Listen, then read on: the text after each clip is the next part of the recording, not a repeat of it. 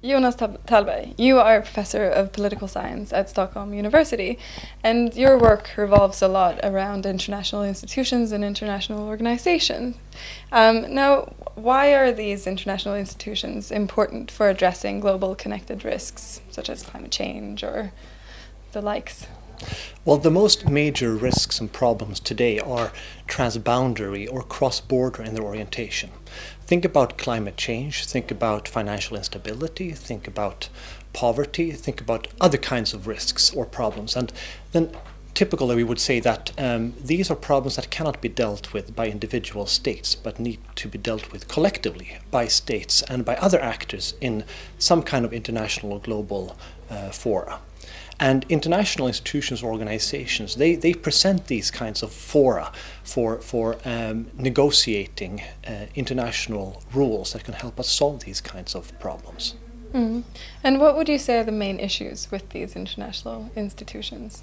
Well, many of these institutions deal with particular policy problems, but one of the big issues that has emerged over recent years when it comes to how these organizations are governed is the issue of legitimacy and democracy.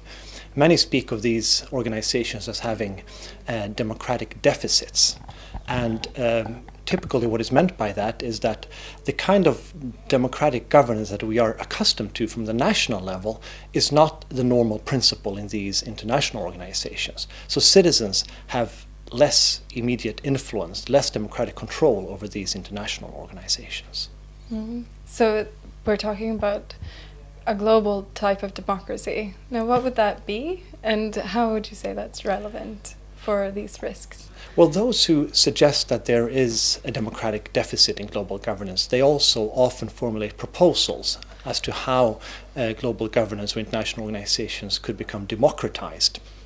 And one proposal is that we should basically take the model of the state and make that a global model. So we should have a world parliament, a world government, and so on. Others say that that is unlikely to happen, is impractical. So instead, what we should try to do is to involve civil society organizations as representatives of global civil society. So we should involve stakeholders, non-governmental organizations, scientific experts, business associations, and so on in policy making, and thereby help to democratize these organizations. This could help to make them more open in terms of participation. It could expand transparency. It could make them more accountable and so on. And that's the general argument about democratizing these institutions within global governance.